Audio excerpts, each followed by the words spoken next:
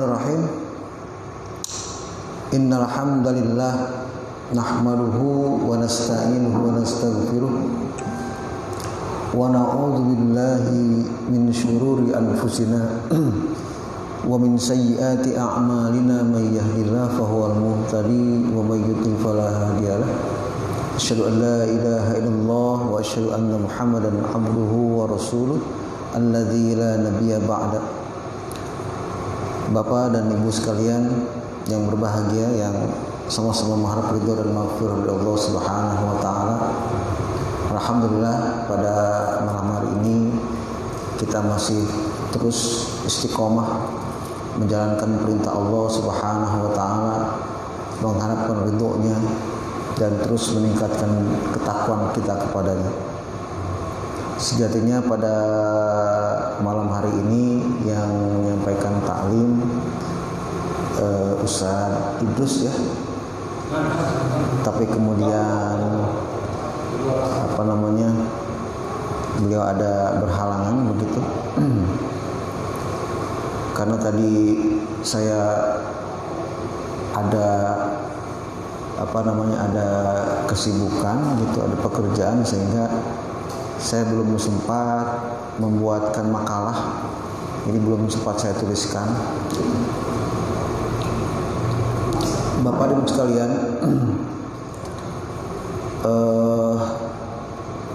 ada yang ingin saya sampaikan terkait ya kondisi terakhir kita sekarang,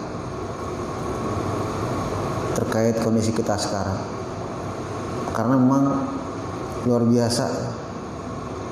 Sampai ada kasus seorang ulama, seorang dai yang selama ini dikenal ya sangat santun ngomongnya, halus gitu ngomongnya, itu santun, ramah begitu ya, sampai nggak bisa menahan diri.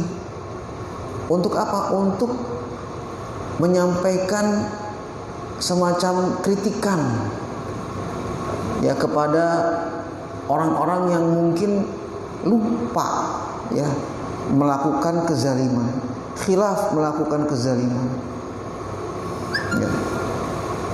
Sang ulama dai yang santun ini akhirnya ya boleh dibilang rame-rame dihina ya, rame-rame dibully gitu.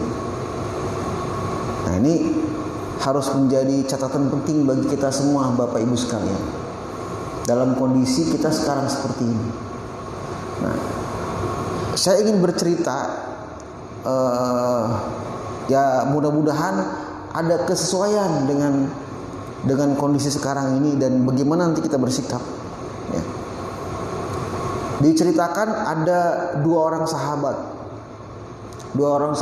ini ya boleh dibilang cukup aktif lah di masjid di kampungnya.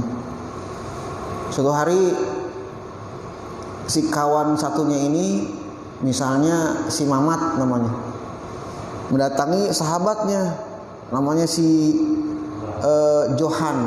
si Joni ya, datang tuh si Mamat, John, itu di pinggir kampung itu udah berdiri warung miras ya, udah dibangun warung miras, yuk kita cegah.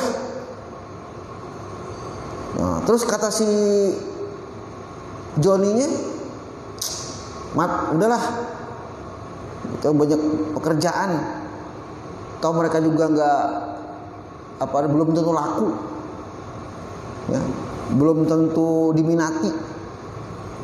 Nah, sebulan kemudian ya si Mamat datang lagi nih, John, itu warungnya rame. Ini sebulan kemudian yang tadinya katakanlah sepi-sepi aja, itu jadi rame. Yuk sebelum kita lihat mereka berkembang lagi, yuk kita cegah ya, kita berantas. Udah, gak usah dipikirin. Mereka kan nggak merugikan kita. Kita masih bisa mengajak orang-orang untuk sholat. Ya, kebetulan mereka sekali lagi aktif di masjid, gitu.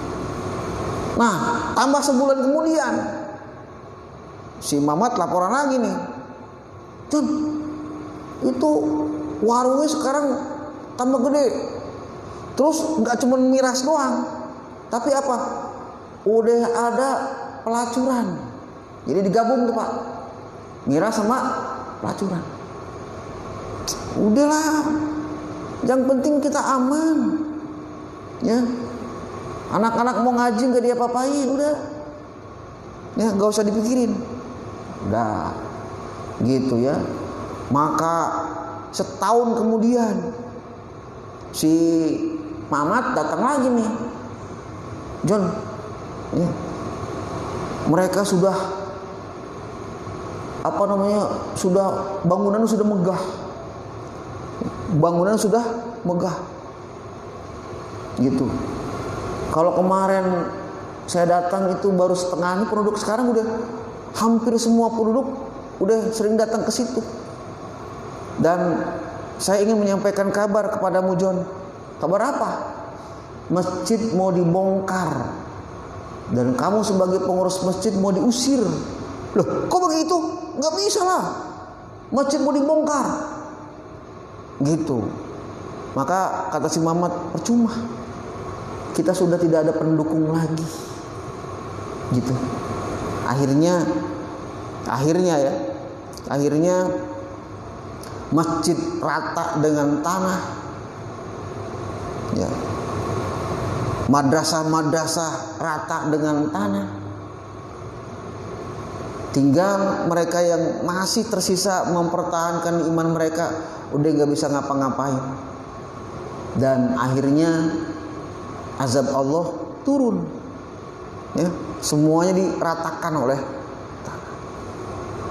Ini endingnya Pak, ending kisah pemuda soleh, ya, kisah pemuda soleh yang rajin ke masjid, baca Quran, sholat, ya, tapi tidak tergerak untuk memberesi hal-hal yang fahsya, memberesi hal-hal yang munkar, gitu. Akhirnya bagaimana? Yang soleh, yang biasa baca Quran, yang biasa sholat, ya, sama Allah apa? Sekalian juga kena azab. Ya, itu juga terjadi tuh waktu kejadian di Sulawesi. Jadi tanah sampai bergerak, ya. Itu sebenarnya usut punya usut ada kisah seperti itu. Ya kita sih sedih ya mendengar para korban segala macam sebagai manusia biasa, betul? Kita sedih, prihatin, siap membantu. Tapi kita harus menggali persoalan. Kenapa peristiwa aneh seperti ini terjadi? Ya, kenapa? Gitu. Kenapa alam ini sampai seperti itu? Nah ini yang harus kita kaji bersama-sama. Ya. Bapak Ibu sekalian yang berbahagia, yang sama-sama mengharap ridho dan maghfirah dari Allah Subhanahu wa taala. Maka mari kita perhatikan firman Allah Subhanahu wa taala. Tadi endingnya bagaimana? Hancur semua. Awalnya bagaimana? Awalnya orang-orang soleh banyak banget. Orang-orang baik bagaimana? Banyak. Gitu. Tapi endingnya orang-orang baik itu semua binasa. Ini harus jadi bahan pemikiran buat kita. Nah, sekarang mari kita buka surah Hud ayat 117. Silakan Bapak Ibu, mana Quran ini, ya. Surah Hud ayat ke-117. Allah Subhanahu wa taala berfirman, A'udzu billahi minasyaitonir rajim. Wa ma kana rabbuka liyuhlikal qura bizulmin wa ahluha muslihun. Ya, ini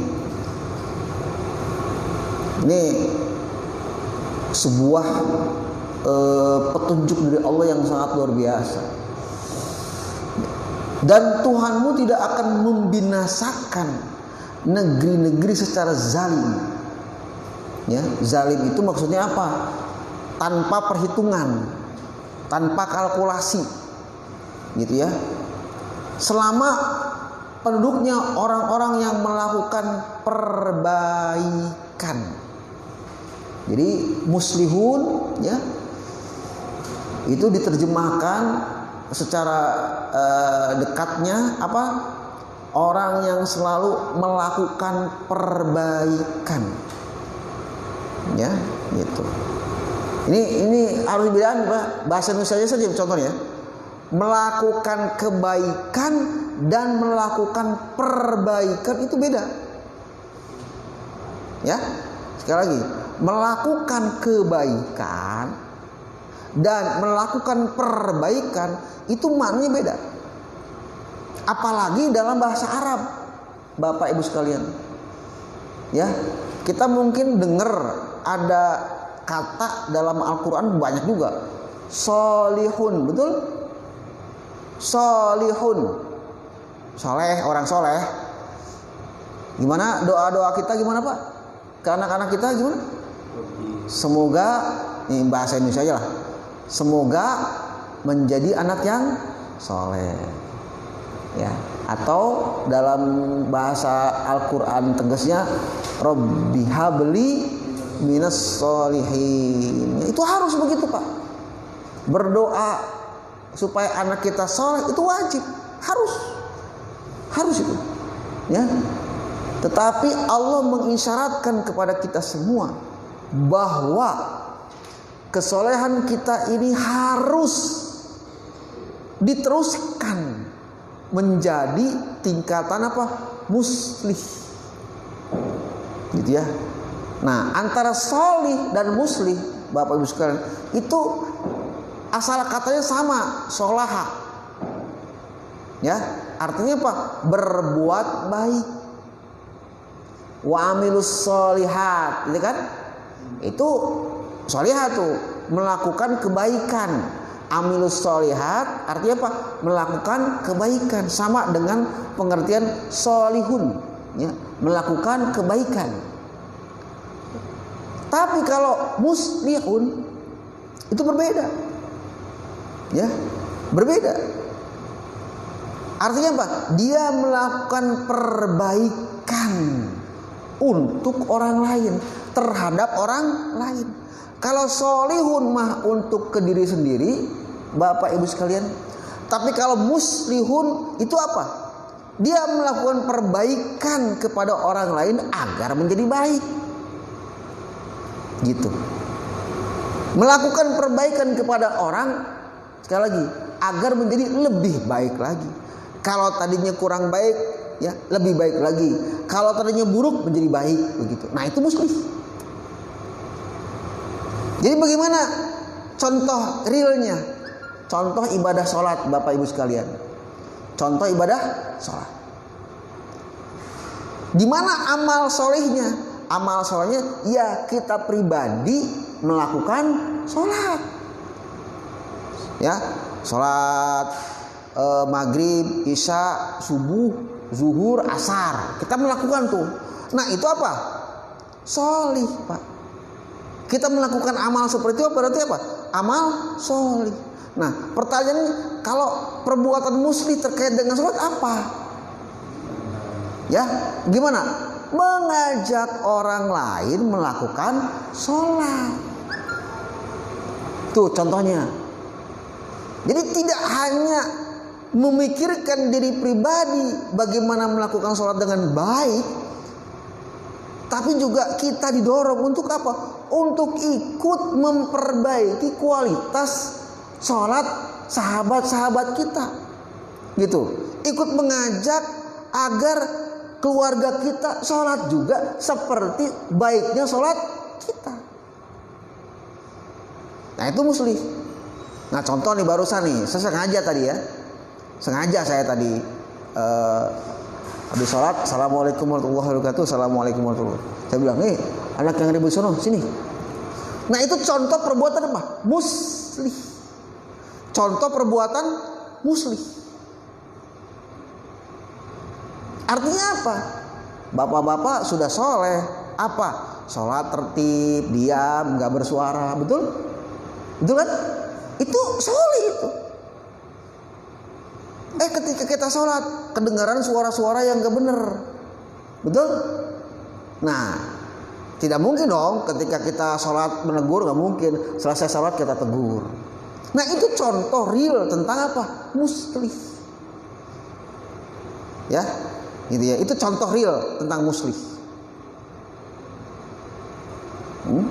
Nah, itu. Jadi kita sekarang fokus dulu ke pengertian muslih ya. Ke pengertian muslih.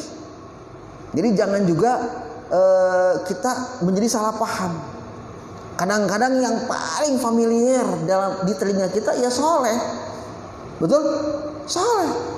Tapi istilah muslih jarang kita bahas, jarang kita dengar, jarang kita kaji. Padahal justru ya posisi seorang mukmin menjadi muslih itu apa? Sesuatu yang luar biasa, harus juga dilakukan. Gitu. Nah, itu contoh, ya contoh. Nah, kalau kita buka misalnya di situ surah At-Taubah ayat 71, Pak. Kalau tadi surat Hud ya, ayat 117 ya. Surat Hud 117. Tadi itu ya. Nah, sekarang kita masuk ke surah At-Taubah ayat 71. Allah Subhanahu wa taala berfirman, wal mu'minuna wal mu'minati ba'dhum awliya'u ba'din. Betul? Ya'muruna bil ma'ruf wa yanhauna 'anil munkar wa yuqimus salata wa yuqimunas salata wa yu'tunaz zakat. Terus wa yati'una Allah wa rasulah ulaika sayarhamuhumullah innallaha azizun hakim. Ya, ini di sebagian tafsir menjelaskan bahwa surah At-Taubah ayat 71 ini merupakan tafsir penjelas dari surat Hud 117. Yang dimaksud dengan muslih itu ya tentu saja orang yang beriman.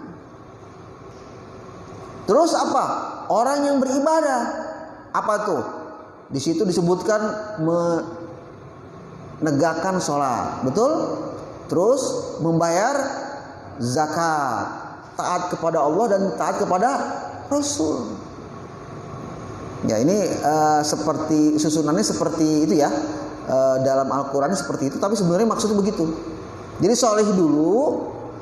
Ada gak orang yang muslih nggak lewat soleh? Nggak bisa, nggak bisa. Maka seorang yang muslih harus apa? Soleh dulu, gitu. Nggak boleh. Dan tidak pada tempatnya kalau ada orang yang berperilaku muslih tapi nggak soleh, Pak. Contohnya, sholat kamu ke masjid, dia sendiri nggak sholat, dia sendiri nggak masjid, paham maksudnya? Jadi nggak mungkin, malah salah kalau begitu. Ya, itu diancam oleh Allah Subhanahu Wa Taala. Kabura maqtan indallahi an taqulu ma la taf'alun. Begitu. Jadi antara sholih dan muslih itu memiliki keterkaitan yang sangat kuat. Tidak bisa dipisahkan satu sama lainnya. Sholih nggak bisa dipisahkan dari muslih, muslih juga nggak bisa dipisahkan dari sholih. Jadi rancu malah kalau dipisahkan, ya atau berdiri masing-masing itu jadi berbahaya malah. Ya, nah maka dari itu tadi sebagian ulama menjelaskan kepada kita berdasarkan ilmunya bahwa surat At-Taubah 71 ini merupakan tafsir penjelas dari surah Hud ayat 117. Artinya apa? Muslih itu bimana apa? Ya'muruna bil ma'ruf wa yanhauna 'anil munkar. Nah itu muslih. Sekali lagi, ya'muruna bil ma'ruf wa yanhauna 'anil munkar. Gitu. Nah ini perlu kita pahami bersama. Terus ada ketersambungan antara di surat Hud. Apa di surat Hud itu intinya apa? Yang pentingnya. Yang pentingnya di surat Hud itu bahwa tentang apa? Tentang azab Allah. Betul? Kepada sebuah kaum. Allah tidak akan mengazab sebuah kaum kalau di dalam kaum itu masih ada orang yang suka berbuat muslih tadi. Gitu Pak. Jadi selama kita amar ma'ruf nahi munkar, maka selama itu pula azab tidak akan turun di sebuah kampung. Gitu. Nggak akan turun itu. Nah, di surat At-Taubahnya bagaimana? Sayarhamuhumullah. Maka Allah akan menyayangi mereka. Dalam bentuk apa? Dalam bentuk tidak menimpakan azab. Dalam bentuk tidak menimpakan azab. Gitu. Nah, inilah ya hikmah dan berkah. Hikmah dan berkah di balik perbuatan islah. Jadi muslihun ya, aslaha yuslihu islahan. Ya, aslaha yuslihu islahan. Islah berbuat ya, melakukan perbaikan. Jadi dalam Al-Qur'an istilah islah itu ada dua makna. Pertama, islah dalam pengertian mendamaikan antara pihak-pihak yang berselisih. Tapi kalau islah dikaitkan dengan isim fa'ilnya muslihun, maka islah di sini bermakna apa? Berupaya melakukan perbaikan, bukan sekedar melakukan kebaikan. Ya. Nah, ini harus pahami bersama. Nah, terkait dengan kisah yang tadi saya sampaikan di awal, sebenarnya ada kisah Israiliyat. Bahkan ini berdasarkan hadis. Ya. Sekali lagi hadisnya tapi hadis Israiliyat. Bukan kisah di zaman Nabi Muhammad.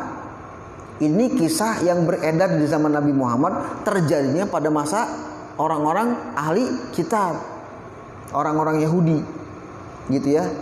Nah, ceritanya begini. Suatu hari Allah Subhanahu wa taala memanggil malaikat azab. Ya. Wahai malaikat azab kesini.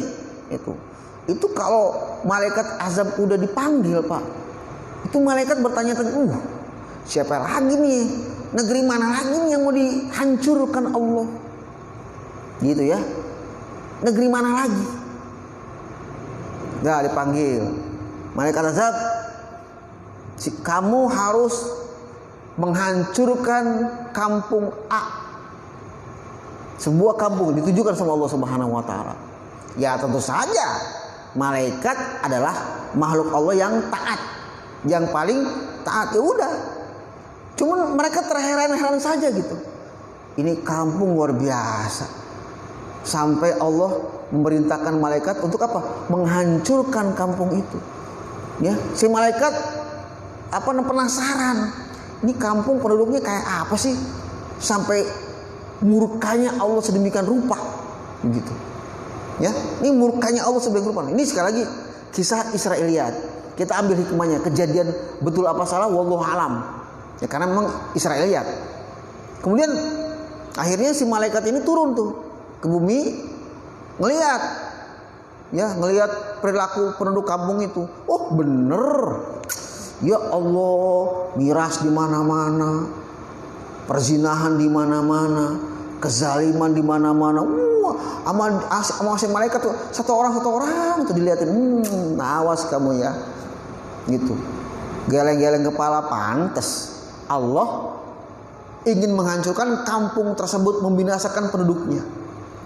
Ya, penasaran. Ini tingkat kemaksiatan kampung ini gimana sih? Tuh sama dia itu dikelilingin tuh kampung itu, ya, sampai akhirnya si malaikat ini menganggap ada satu lagi rumah yang belum dilihat, bagaimana perilaku penduduk itu ya di rumah itu.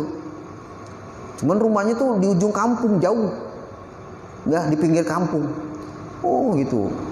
Dengan semangat si malaikat tuh menuju rumah tersebut. Semakin dekat ke rumah tersebut, si malaikat semakin heran. Loh, ya, sayup-sayup Pak, sayup-sayup nih. Terdengar suara ayat-ayat Allah, kitab Allah sedang dibaca. Terdengar tuh. Loh, kok ada yang baca kitab Allah? Tentu saja bukan Al-Quran ya. Ya tuh. Sampai dekat. Di depan pintu betul jelas itu adalah firman Allah sedang dibaca oleh seseorang. Ya.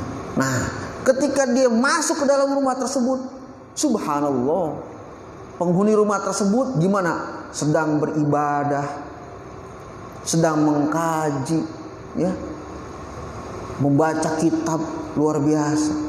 Begitu ditilik-tilik, oh, penghuni rumah ini adalah seorang ahli ilmu, seorang ahli ibadah Pak. Ahli ilmu, ahli ibadah. Kaget si malaikat. Ya Allah, ini ada seorang hamba yang ibadahnya luar biasa, ilmunya luar biasa. Lalu tiba-tiba apa? Si malaikat ini naik dulu ke Allah. Dia nggak langsung melaksanakan perintah Allah, nggak langsung, tapi langsung menghadap Allah. Kata malaikat ini, ya Allah, tunda, aku mohon kau menunda azab. Memangnya kenapa? Ada seorang hambamu, ya, yang beribadah begitu tekun dan dia pun berilmu, ya. Maka Allah Subhanahu wa taala berfirman, kalau bisa orang itu duluan diazab. Loh. Ahli ibadah, ahli ilmu, ya. Tapi apa? Disuruh duluan untuk diazab. Kenapa? Kenapa ya Allah, kata malaikat? Maka kata malaikat, dia tidak peduli. Ya, dia tidak peduli kemunkaran terjadi di sekelilingnya. Dia hanya peduli sama dirinya sendiri beribadah. Dia hanya peduli sama dirinya sendiri tentang ilmunya. Dia tidak mau berbagi ilmu, tidak mau mengajak orang beribadah seperti dia ibadah. Maka kata Allah gimana? Orang gitu duluan aja diazabnya. Nah, ini penting buat kita semua. Penting buat kita semua. Begitulah Allah Subhanahu wa taala, ya, memberikan penjelasan kepada kita semua bahwa yang namanya amal muslim harus kita lakukan.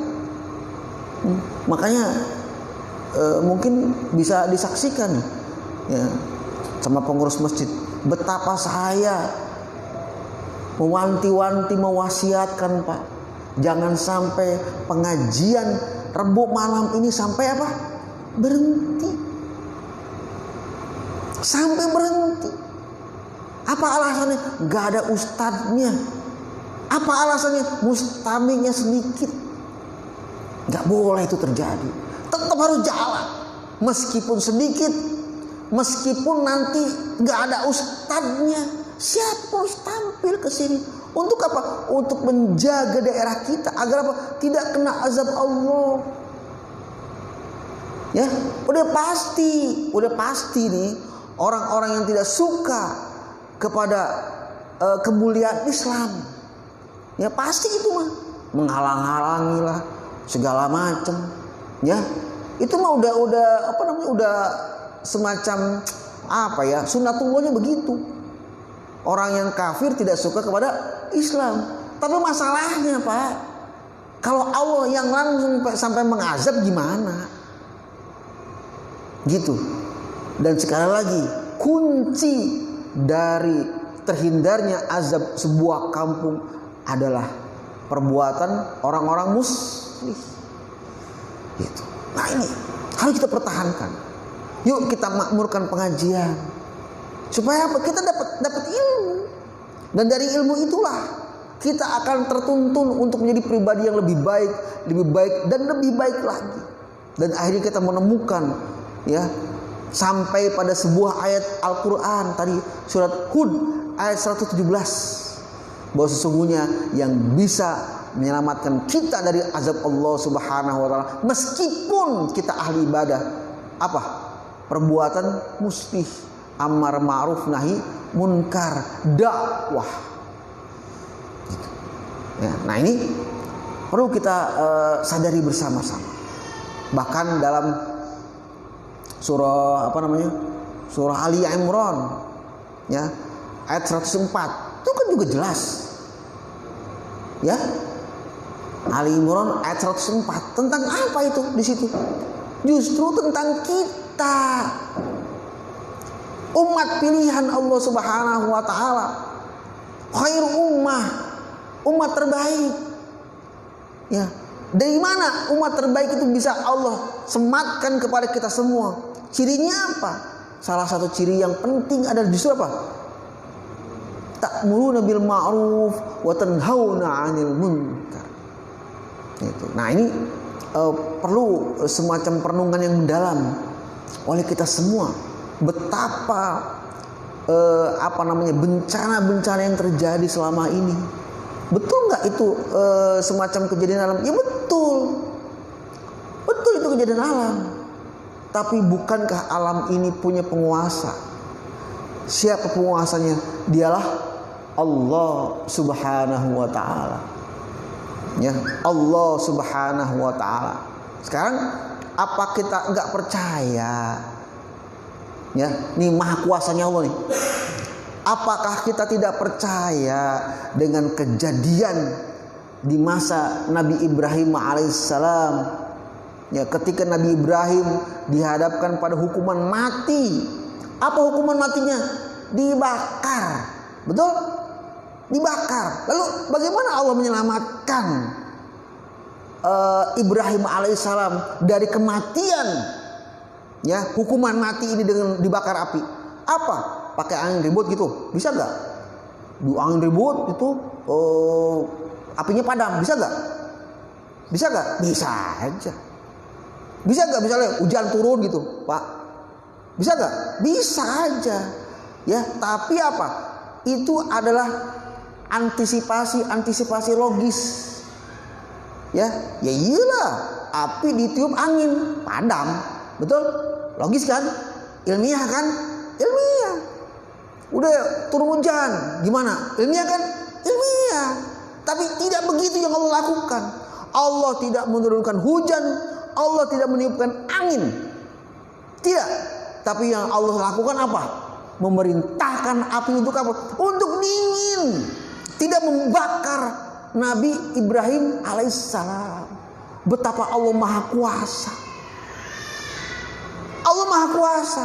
Allah perintahkan ya naru, wahai api, gitu, kuni bardan wasalaman ala Ibrahim. Api, jadilah kamu dingin. Coba bayangin aja. Di mana-mana yang namanya sifatnya api itu panas dan membakar. Betul? Sifatnya begitu. Tapi Allah membalikkan teori fisika. Tuh kan? Teori fisika kan? Ya namanya api kan, teori fisikanya bagaimana? Ya panas membakar. Tapi karena Allah adalah zat yang maha kuasa, zat yang maha pencipta, zat yang menentukan segala macam, maka kuasa Allah ya menjadikan api itu dingin. Nah, ini yang harus kita pahami bersama-sama. Jadi tentu saja bergeraknya angin, mengalirnya air, ya segala macam, terus perputaran matahari, bulan, bumi, bintang-bintang alam semesta ini, itu Allah yang mengatur. Gitu. Kenapa kita tidak yakin bahwa setetes air yang turun ke bumi itu adalah pengaturan Allah? Gitu. Betapa satu daun yang jatuh itu juga pengaturan Allah Subhanahu wa taala. Itu yang remeh, apalagi kayak gempa bumi, kan kejadian besar, Pak. Itu kejadian besar. Ombak, itu kejadian besar. Betul, bisa jelaskan secara ilmiah, betul. Tapi Allah Subhanahu wa taala ya yang memerintahkan air seperti itu, memerintahkan angin, memerintahkan awan, memerintahkan semua. Gitu. Nah, itu harus kita yakin. Maka insya Allah dengan kita mengembangkan sikap muslih, maka kita akan terhindar dari azab Allah Subhanahu wa taala yang sangat mengerikan dan kita tidak inginkan gitu. Di mana-mana kita berdoa gimana? Contoh saja dalam surah Al-Baqarah ayat terakhir. Gimana? Rabbana la tu'akhidna in nasina aw akhtana. Itu. Iya. Jawabannya bagaimana? Ya, jawabannya dakwah. Jawabannya bagaimana? Ya jawabannya amar ma'ruf nahi munkar. Kalau kita tidak ingin mendapatkan sekali lagi beban azab yang tidak mampu kita tahan, yang tidak mampu kita menanganinya, gimana? Ya sudah, kita harus apa? Berdakwah, gitu. Maka Nabi Muhammad itu menceritakan kisahnya sendiri. Ya, Nabi Muhammad menceritakan kisahnya sendiri bahwa beliau adalah sosok yang paling dicintai oleh penduduk Mekah, betul? Sampai diberi gelar apa? Al-Amin. Begitu dicintai. Kenapa? Kenapa Nabi Muhammad begitu dicintai? Karena Nabi Muhammad adalah pribadi yang solih, baik, ngasih solusi. Ada perselisihan gimana didamaikan, ya baik gitu. Enggak usilan ke yang lain. Nabi Muhammad tuh enggak usilan. Jadi kalau ada orang yang suka mabok gimana? Ya udah, biarin aja. Nabi Muhammad tuh baik begitu. Namun ketika Muhammad diangkat menjadi seorang nabi, ya apa? Karena muslihan. Dia menjadi seorang muslih. Seorang nabi kan harus muslih. Betul? Harus berdakwah, menyampaikan amar ma'ruf nahi munkar. Maka ketika itu pula Nabi Muhammad dibenci sekaligus dimusuhi dan diusahakan untuk apa? Dibunuh dan diusir dari kampung halaman. Gitu. Nah, oleh karena itu contoh Nabi seperti itu. Maka tentu saja kita pun harus mengikuti jejak-jejak Rasulullah SAW dalam apa? Dalam melaksanakan ajaran agama Islam. Ini yang penting bagi kita semua. Ya mudah-mudahan, ya mudah-mudahan nih Bapak Ibu sekalian, dalam kondisi ya suasana di lingkungan kita yang dekat maupun yang agak jauh, bahkan sifatnya sampai nasional, internasional, bila kita tidak ikut ya melakukan usaha-usaha muslih islah, ya jangan sampai kita bertanya-tanya, ya Allah kenapa aku diazab, gitu. Ya. Jadi jangan sampai begitu. Kita introspeksi diri. Kita introspeksi diri. Kan orang-orang pada nggak mau tuh. Ya banyak sekali kayak maaf. Oh misalnya meninggal kepalanya ketimpa batu besar.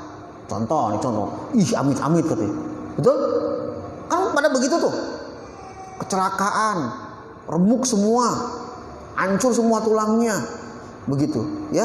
Bahkan ada seorang muslim yang yang meninggal ditembus peluru segala macam. Mungkin bayangannya oleh orang-orang zalim. Nah, rasain kamu. Ya, mampus kamu. Ini contoh ya, katakanlah kata-kata kasarnya seperti itu. Ya, tapi sebenarnya hal-hal seperti itu hanya dugaan-dugaan manusia aja. Dugaan-dugaan manusia saja. Pengennya meninggal di atas kasur. Betul? Coba bayangkan meninggal dengan tenang begitu. Pengennya pada begitu. Padahal yang namanya meninggal menurut syariat Islam bagaimana? setenang-tenangnya orang meninggal. Maka bagaimana Pak, Bu? Sakitnya seperti ditumbak oleh 73 tombak. Masya Allah. Itu rasa sakitnya. Rasa sakit menghadapi sakaratul maut. Tapi Allah menjanjikan sebuah kematian yang sangat mudah, yang sangat ringan bagi siapa? Bagi para syuhada. Ya. Bagi para syuhada. Ya, bagi mereka menemukan syuhada, mendapatkan syuhada itu, terasa ringan luar biasa. Sebagaimana syahidnya misalnya sahabat Nabi Yasir, ya, ayahnya Ammar nih, bukan Ammar di sini, Yasir. Itu ketika disiksa, bayangkan saja orang mah disiksa tuh, ini mah enggak tersenyum. Yang nyiksanya mungkin stres. Ya Allah, ya. Kenapa? Karena Allah menggambarkan indahnya surga kepada Yasir. Sehingga gimana? Apapun bentuk kekejaman fisik yang menimpa dirinya, itu nggak akan terasa, Pak. Nggak akan terasa. Allah tutup dengan perasaan apa? Perasaan bahagia, gembira. Karena apa? Karena sudah dibayangkan tempatnya di surga. Tapi bayangkan orang-orang yang melakukan kejahatan, Bapak Ibu sekalian, ya, dia tidur di atas kasur yang empuk, berada di ruangan gedung yang tinggi, yang tebal, dijaga oleh 100 penjaga bersenjata. Ya, apakah lalu hati dan pikiran yang tenang ketika sekian banyak kejahatan-kejahatan dia lakukan? Betul? Nggak akan tenang, gitu. Nah, inilah hakikat-hakikat seperti ini yang harus kita pelajari bersama. Agar apa? Agar kita dengan yakin melakukan muslih, islah, bersikap sebagai seorang muslih, gitu, rela. Karena sekali lagi, sakit di dunia itu hanya sakit sementara, fata morgana, tidak abadi. Sama juga kesenangan di dunia ini juga kesenangan yang sementara, hanya fata morgana, hanya laibun walahun, ya, hanya permainan dan fata morgana belaka. Maka wal akhiratu khairun wa abqa. Sedangkan kehidupan nanti di akhirat itu khairun, lebih baik, ribuan kali lebih baik, wa abqa, dan kenikmatannya itu kekal. Gitu. Sama juga dengan ketidakenakan yang bakal kekal nanti. Kalau orang yang masuk neraka seperti itu terus merasakan semacam kepedihan dalam jangka waktu yang sangat panjang. Nah, inilah yang sekali lagi perlunya kita menguatkan diri kita, mempersiapkan diri kita menjadi orang-orang yang solih sekaligus muslih. Jangan kita hanya berhenti pada sosok muslih. Jangan sampai kita berhenti pada sosok solih. Kita harus terus meningkatkan diri menjadi seorang yang muslih. Tapi jangan coba-coba, ya, kita langsung pengen jadi muslih, meninggalkan karakter soleh, nggak bisa.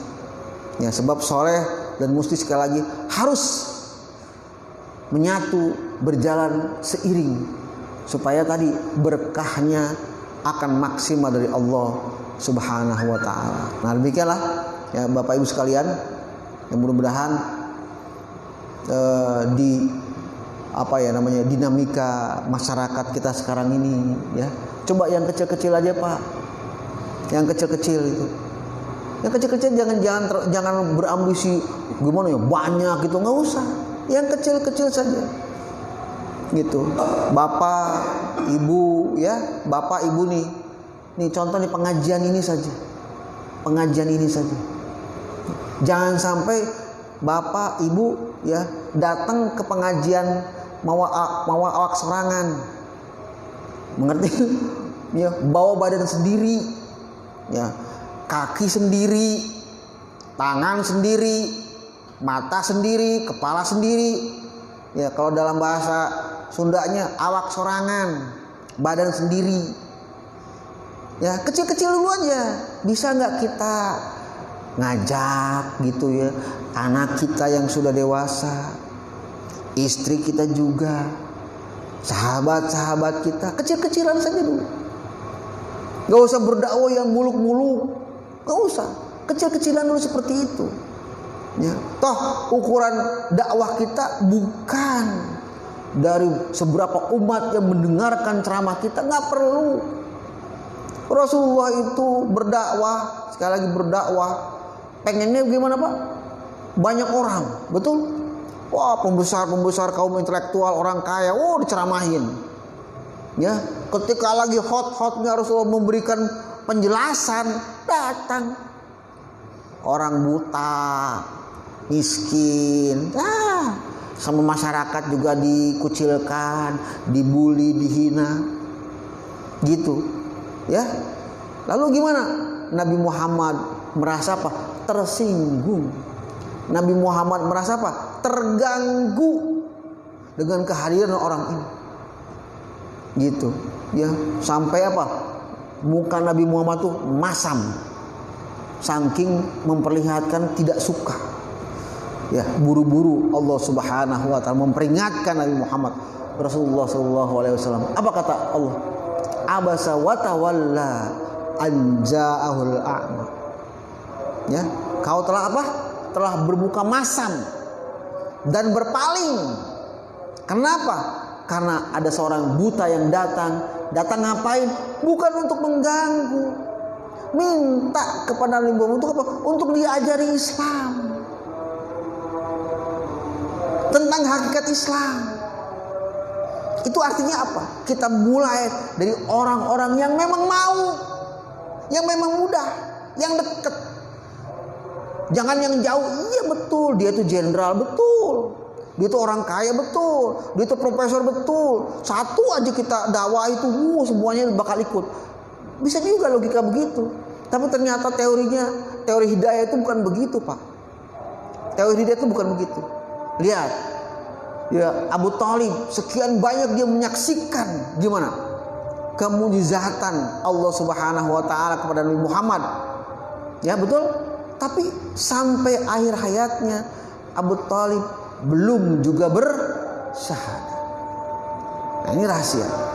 Nah, maka itu sekali lagi dengan kajian kita kali ini mudah-mudahan kita terus tergerak, ya, untuk membuat diri kita soleh, sekaligus bersamaan kita juga mengusahakan amal islah sehingga kita menjadi pribadi yang muslih dan kita terhindar dari azab Allah yang pedih.